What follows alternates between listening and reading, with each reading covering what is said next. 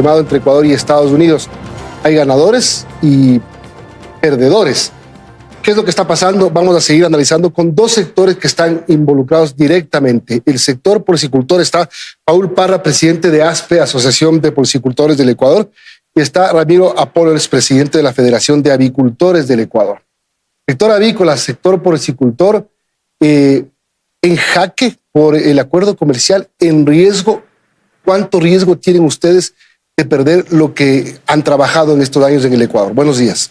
Buen día, Milton. Muchas gracias por la entrevista, por estos minutos. Definitivamente para la cadena agroalimentaria que representa a la porcicultura y a la avicultura del Ecuador, es un momento triste que se nos haya utilizado como moneda de cambio en un proceso de apertura con los Estados Unidos, que entendemos que es positivo para algunos sectores, pero con una temporalidad que termina en julio. No sabemos si esta sobretasa que se logró la reducción tenga posteriormente una aplicación posterior. Pero entonces, por un beneficio temporal, se ha empeñado, se ha hipotecado el futuro de una de las cadenas más importantes del país. La cadena que viene con la porcicultura, la agricultura, el alimento balanceado y la producción de maíz en el Ecuador. Y eso es lo que no estamos de acuerdo, Milton. Se ha dicho lo importante y lo positivo del acuerdo, pero no se ha hablado del otro lado de la moneda. La parte oculta del acuerdo es justamente haber utilizado como moneda de cambio al sector porcicultor y avicultor del país. Vamos a hablar de este lado que afecta. 4% del Producto Interno Bruto Nacional significa la industria agroalimentaria del país, 4.000 millones de dólares al año. Y podemos hablar de que entre avicultores, entre maiceros, entre porcicultores, hay 1 millón de empleos. Así es, estimado Milton. O sea, no es un tema pequeño. Es magno y eso afecta a toda la cadena agroalimentaria del Ecuador. Estamos hablando de un acuerdo que prácticamente nos está condenando a los sectores productivos ecuatorianos y que somos responsables de alimentar al Ecuador. Se está atentando con este acuerdo a algo tan fundamental para el desarrollo de un país como es la soberanía alimentaria. Esa soberanía alimentaria que tiene pleno derecho de producir sus propios alimentos sanos y saludables. Es ahí lo que nosotros estamos siendo muy afectados y prácticamente nos están condenando a no producir nuestros propios alimentos con la introducción de productos fuera de Explíqueme por qué el sector avicultor se vería afectado con esto. Tenemos prácticamente que dentro del acuerdo comercial existe un contingente primero de 500 toneladas durante 3 años, pero luego prácticamente queda abierto. Entonces, una apertura de esta magnitud con Estados Unidos, que es un país que tiene subvencionada prácticamente la producción agropecuaria ya, entraría a prácticamente una carne de pollo acá bastante, fuera de competencia dentro de lo que corresponde para nuestro país. Entonces, toda la inversión que tienen nuestros avicultores, tanto a nivel de huevo como a nivel de carne de pollo, prácticamente se va a reemplazar esa producción que tiene acá por productos fuera del país y vamos a dejar en desempleo a gran cantidad de familias, que estamos por 1 millón de familias que prácticamente que dependen de toda la cadena agroalimentaria del país. Hablemos del sector porcicultor. A ver, va a haber una desgravación paulatina de 3 años, el cuarto entra con 0. ¿Qué pasa con el sector porcicultor? Milton, este momento, cualquier producto de cerdo del exterior que intente ingresar al Ecuador tiene que pagar un arancel del 45%. Ese arancel es el que de alguna manera protege a la producción nacional, porque ese 45% es la medida de la distorsión de los diferentes mercados. Pero el momento que el gobierno intenta entrar en un proceso de desgravación acelerada, en 3 años ese 45% se elimina paulatinamente, 45, 30, 15 y 0. A partir del 4º año, la carne de cerdo y la carne de pollo de Estados Unidos puede ingresar sin arancel. Sin arancel. Eso significa que nosotros prácticamente tendríamos que dedicarnos a importar carne de cerdo, carne de pollo de Estados Unidos, cerrar nuestras granjas, cerrar nuestras plantas, mandar a la gente a la casa, a la calle y dedicarnos a importar. Es decir, quedan en unas condiciones normalmente igualitarias, Ecuador y Estados Unidos, pero no son igualitarias cuando la producción de Estados Unidos es muchísimo mayor. ¿Cuántas veces mayor que lo que produce el Ecuador? y además con subsidios. Y ya vamos a hablar de los subsidios. Pero dígame usted la comparación de lo que produce el cerdo Ecuador y lo que produce Estados Unidos. Aproximadamente Estados Unidos podría poner aquí la carne de cerdo y la carne de pollo un 30-40% más barato. ¿Pero producto de qué? Producto de que ellos tienen acceso a materias primas subsidiadas y con otros costos de producción. Estados Unidos produce cerdo y pollo con un costo menor a $10 del quintal del maíz. Nosotros tenemos acceso al maíz, que es una de las principales materias primas. El 50% del costo del pollo y del cerdo es el maíz. Y nosotros pagamos el maíz más caro del mundo. Cuando el maíz ecuatoriano cuesta $17, el maíz americano, el maíz estadounidense cuesta $7. Esa es más o menos la relación. Esa es la relación, esa es la comparación. Pero uno podría decir, pero es bueno que la ciudadanía reciba un producto, aunque sea importado, más barato. El consumidor la final. pregunta que usted me acaba de dar haciendo. Sí, pero nosotros definitivamente tenemos que pensar en el largo plazo. No hay país que subsista solo siendo importador. Tenemos que pensar en la producción local, en la producción nacional, porque esos son fuentes de empleo, eso es riqueza, eso es generación de contribución para el Estado. Reconocemos, Milton, la lucha que hace el gobierno en muchos frentes, pero en este definitivamente hubo ligereza, desconocimiento, despreocupación y no se negoció apropiadamente. No se puede empeñar el futuro de una cadena tan importante por un beneficio temporal para algunos de los productos. El tema del maíz. Hay también, digamos, en este acuerdo, un cupo de 25,000 toneladas de maíz. ¿Qué significa eso para el sector avicultor? ¿Cuánto del alimento del sector avícola depende solamente del maíz? Todo. Prácticamente todo. Recordemos que la inclusión de maíz en la dieta de la producción avícola y porcícola es un promedio de 5% dentro de la formulación. Entonces prácticamente implica todo. Aquí dentro del acuerdo hay un contingente de 25,000 toneladas que prácticamente van a permanecer, ¿no? Pero eso de ahí, de alguna manera, no nos va a beneficiar porque nosotros el consumo es 1.400.000 toneladas promedio al año. 25,000 toneladas le sirve para ¿cuántos días de alimentación? Para una semana, para la producción nacional de mínimo, una semana para toda la producción nacional del Ecuador. Es para una semana. Ahora, dentro de esto de aquí tenemos que considerar que el sector maicero también es fundamental para el país. Ahora, el momento que se llegase a concretar, esperamos que no, este acuerdo comercial, tendríamos prácticamente una inclusión desde Estados Unidos, carne de pollo, carne de cerdo, que hay que recordar que bajo otras políticas que ellos tienen de costos, sí, vamos reemplazando poco a poco eso. El sector maicero, ¿a quién va a proveer de maíz? Si los productores avícolas y porcícolas, con esta competencia que vamos a tener, prácticamente tienen que ir reduciendo sus producciones. Es decir, están absolutamente ligados, encadenados. Exactamente. Esta es una cadena alimentaria que está... El maíz, ¿a quién le vende? A ustedes. Exacto. Si el maíz tiene problemas, sube de precio. Y a ustedes les encarece el precio. Si viene un maíz de afuera, viene con menor precio. Se quedan comprometidos los maiceros, que son 500,000. Esta es un poco la relación de fuerzas, digamos, en toda esta cadena. Entonces estaría afectando igualmente a toda la cadena nacional. Ahora, también hay cupos para el tema de porcicultor. ¿Cupos para qué? ¿Y dónde están esos cupos? Porque hay diferentes partes del cerdo. Así es, así es. Justamente cuando me refiero a que esta negociación se realizó con desconocimiento, con desinformación. No les preguntaron a ustedes, nadie les llamó, el ministro de Comercio, vean, señores de ASPE, ¿qué opinan de esto, los señores agricultores? ¿Qué les parece este otro? Entendemos que este tipo de procesos pueden tener algún cierto tipo de reserva, pero yo creo que debíamos estar por lo menos informados de lo que significaba la cadena para poder otorgarla como medio de pago.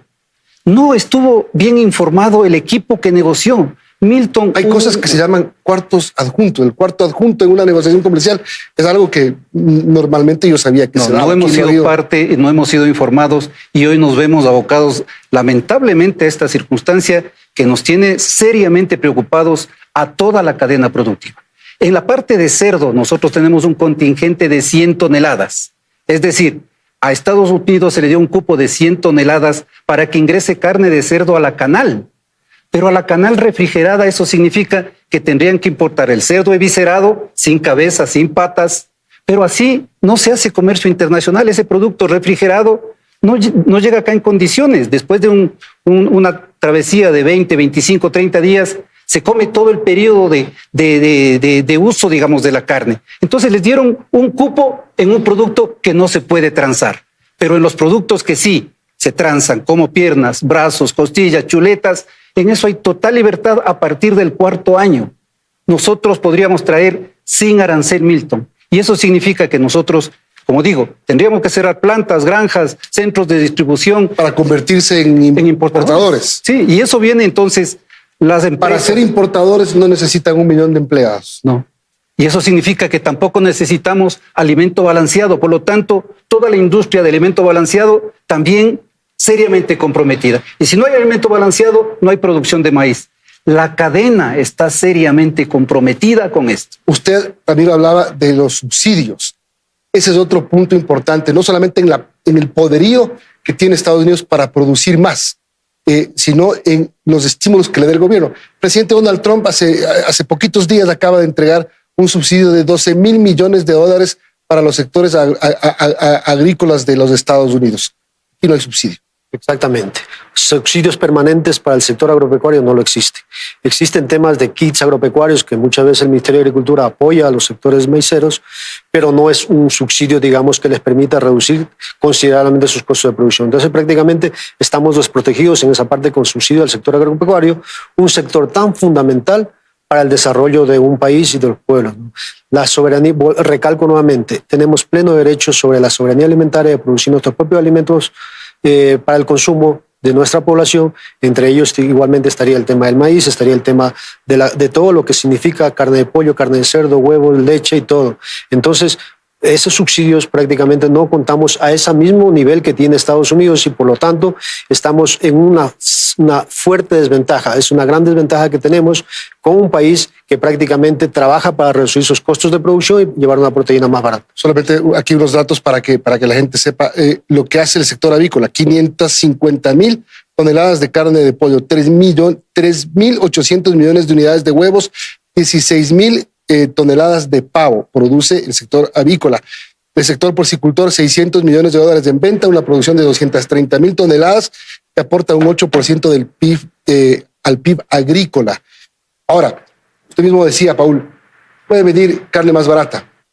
La gente obviamente va a pensar, bueno, me va a beneficiar si compro carne más barata.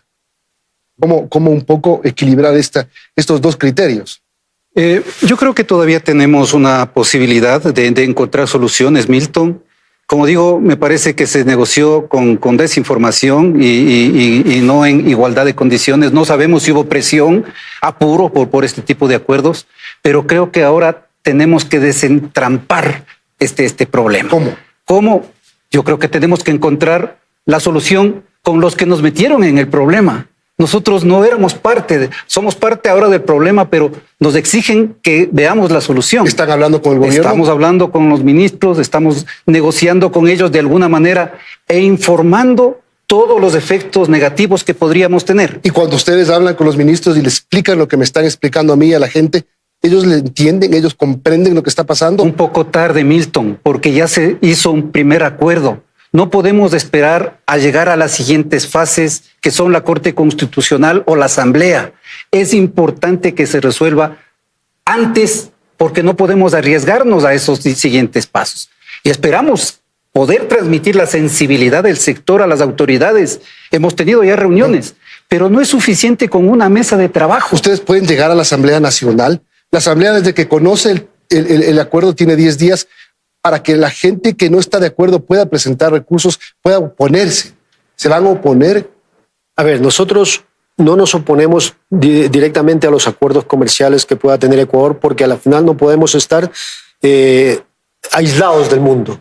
Lo que no estamos de acuerdo es un acuerdo que no nos beneficia a los sectores. Tiene que haber un acuerdo justo y equilibrado. Estamos de acuerdo con un acuerdo que nos sentemos las partes, como decía Paulo y usted mismo, sentemos todas las partes y realmente expongamos de las cifras reales, que somos autosuficientes en proteína animal.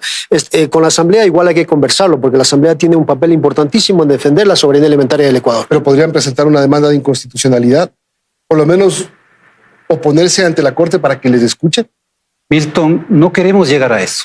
son alternativas que tendríamos más adelante, que deberíamos utilizarlas, pero que creemos que este momento el Ejecutivo tiene la palabra y tiene la posibilidad todavía de encontrar algún mecanismo de arreglo.